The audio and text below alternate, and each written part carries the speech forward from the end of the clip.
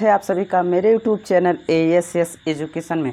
आज एक ही बहुत ही इम्पोर्टेंट टॉपिक के बारे में बात करते हैं, तो वीडियो एंड तक ज़रूर देखिएगा। हम बात करने वाले हैं क्लास 10th के प्रकाश, क्लास 10th का एक मोस्ट इम्पॉर्टेंट जिसको हम पढ़ेंगे क्या, प्रकाश, लाइट क्या होता है, प्रकाश क्या होता है, उसके बारे में तो जरूर देखिएगा। और चैनल पर नए आए हों तो प्लीज़ चैनल को भी सब्सक्राइब करें। चलिए बात करते हैं हम प्रकाश। प्रकाश किसे कहते हैं? तो प्रकाश एक प्रकार की ऊर्जा है। ठीक, प्रकाश एक प्रकार की ऊर्जा है जो की हुई वस्तु को देखने के लिए सहायक होता है। ठीक, तो इसकी परिभाषा की यदि बात करें तो प्रकाश, परिभाषा बात करें प्रकाश की, तो प्रकाश एक प्रकार की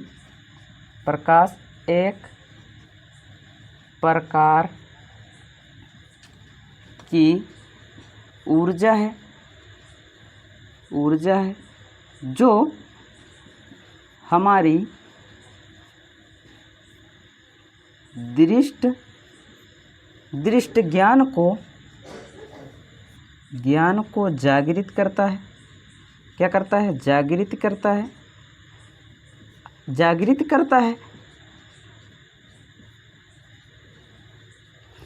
करता है, जिससे क्या होता है कि हमें अंधेरे में रखी हुई वस्तु क्या होती है, दिखाई देने लगती है। माना कि अगर उदाहरण के साथ हम समझते हैं, माना कि कोई वस्तु, कोई कमरा है जिसमें क्या है, अंधेरा है, तो आप अंधेरे में तो किसी कह रहा है कि प्रकाश एक प्रकार की ऊर्जा है जो हमारी दृष्टि ज्ञान को जागृत करता है और हमें अंधेरे में रखी वस्तु को देखने के लिए सहायक होता है।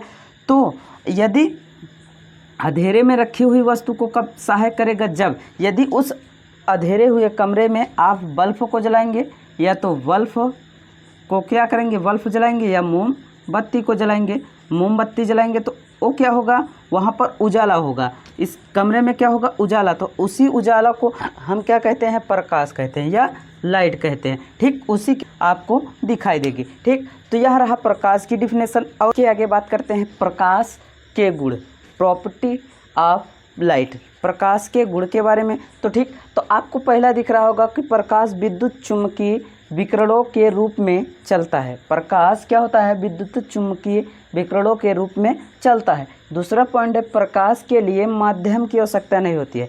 मतलब कि कहने का अर्थ इसके कि प्रकाश के लिए माध्यम की आवश्यकता नहीं होती, वह किसी भी माध्यम में जा सकता है। ठीक, यह निर्वात में भी गति करता है। क्या होता है? यह निर्वात में भी गति करता है। प्रकाश पुंज सदैव गतिशील रहता है, कभी स्थिर नहीं रह सकता। ठीक, तो प्रकाश क्या होता है कि प्रकाश यदि सूर्य का प्रकाश किरण यदि जमीन पर आ रही है तो वह गतिशील रहेगी। क्या होगी? गतिशील रहेगी। वह कभी गतिशील रहती है। ठीक, कभी स्थिर नहीं रहता, वह कहीं पर रुक नहीं सकता है। ठीक, अब तीसरे पॉइंट की यदि बात करें तो निर्वात में प्रकाश की जो चाल होती है, यह क्वेश्चन आपके लिए बहुत ही इम्पोर्टेंट होता है। यहाँ हमेशा आपको किसी भी कंपटीशन लेवल या किसी भी में प्रकाश की चाल क्या होती है, तो यहाँ आप बता सकते हैं निर्वात में प्रकाश की जो चाल होती है 3 × 8 मीटर प्रति सेकंड होती है। ठीक, अब उसके बाद आपको पॉइंट नंबर 4 है कि प्रकाश एक सरल रेखा में गति करता है। कि प्रकाश एक क्या करता है? सरल रेखा में गति करता है। पांचवें पॉइंट की यदि बात करें, जब प्रकाश एक पारदर्शी माध्यम से दूसरे पारदर्शी माध्यम में जाता है तो उसकी चाल क्या होती है? बदल जाती है। ठीक, मान लीजिए कोई आपका एक क्या है कि माध्यम है, पारदर्शी माध्यम है, जिसमें पारदर्शी माध्यम है। ठीक, तो पारदर्शी माध्यम में जब यहाँ से प्रकाश की किरणें जब जाती हैं तो यहाँ इस पर पड़ने के बाद वो माध्यम से उसकी चाल क्या हो जाती है? बदल जाती है। यहाँ उसकी चाल क्या हो जाएगी? बदल जाएगी। ठीक, तो जिसके कारण अपवर्तन की घटना प्राप्त होती है। क्या होता है? अपवर्तन की घटना प्राप्त होती है। अब छठवें पॉइंट की बात करें तो प्रकाश अपारदर्शी माध्यम से नहीं गुजर पाता है। कि प्रकाश क्या होता है? प्रकाश अपारदर्शी माध्यम से नहीं गुजरता है। ठीक, अब सातवें पॉइंट की, तो चमकदार सतहों से प्रकाश का परिवर्तन होता है। ठीक, यदि यहाँ देखिए आपको दिख रहा होगा कि यदि यह एक चमकदार सतह है, ठीक। यह एक चमकदार सतह है। यदि इसमें प्रकाश जब पड़ता है तो कह रहा है कि चमकदार सतहों से प्रकाश का परावर्तन होता है। जब इस सब चमकदार सतहों पर प्रकाश पड़ता है तो उसका कुछ अधिकांश भाग या कुछ भाग क्या हो जाता है, परिवर्तित हो जाता है, जिधर से आता है उसी तरफ चला जाता है। ठीक। तो बात करें दूसरा पॉइंट बात करें तो प्रकाश की किरण, ray of light, ray of light. तो प्रकाश की जो किरण होती है, किसी समान माध्यम में प्रकाश एक बिंदु से दूसरे बिंदु तक जिस ऋजुरेखीय मार्ग से होकर जाता है उसे प्रकाश किरण कहते हैं, या एक ही दिशा में जाने वाले प्रकाश किरण के समूह को प्रकाश किरण पुंज कहते हैं। ठीक। तो बात आपको समझ में आ गई होगी कि किसी समान माध्यम में प्रकाश का एक बिंदु से दूसरे बिंदु में जाना ही ऋजुरेखीय मार्ग कहलाता है। ऋजुरेखीय मार्ग से होकर जाते हैं तो उसे क्या कहते हैं, प्रकाश किरण, प्रकाश किरण कहते हैं।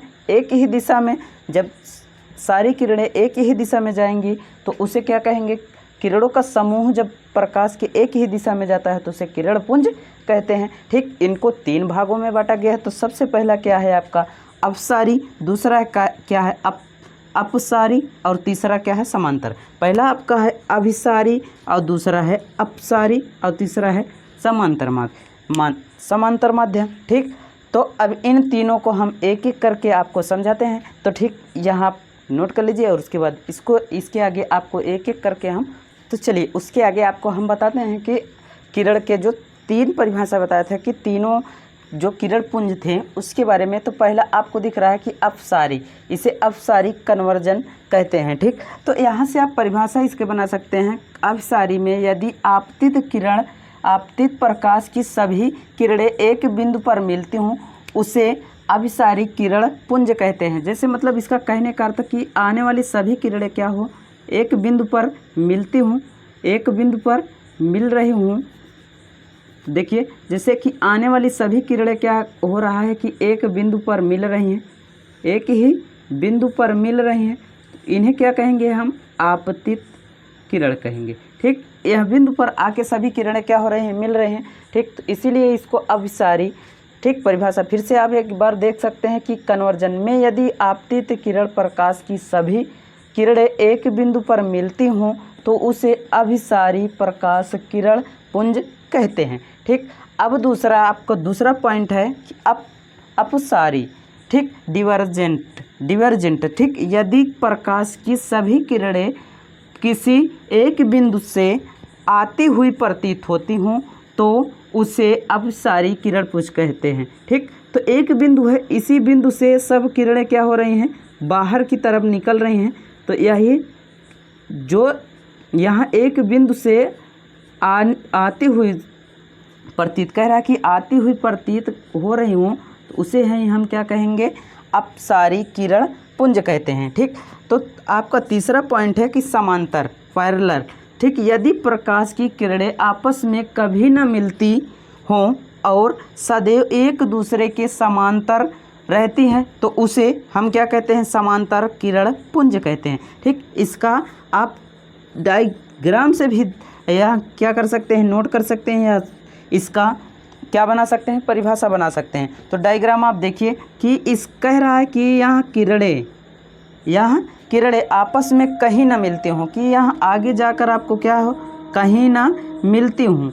तो इसको आप चाहे जहाँ इस लाइन को आप आगे की तरफ चाहे जहाँ तक बढ़ाते चले जाएंगे, यहाँ क्या होगी, कभी नहीं कहीं नहीं मिलेंगी। तो इन्हीं सब को क्या कहेंगे, इसी किरण को क्या कहेंगे, समांतर किरण पुंज कहते हैं। ठीक। आज के वीडियो में इतना ही। आपको मिलते हैं हम नेक्स्ट वीडियो में। उम्मीद करता हूँ कि यह वीडियो आपको ज़रूर पसंद आई होगी। तो प्लीज़ चैनल को ज़रूर सब्सक्राइब कीजिएगा। आगे नए आए हों तो प्लीज़ चैनल को भी सब्सक्राइब करें।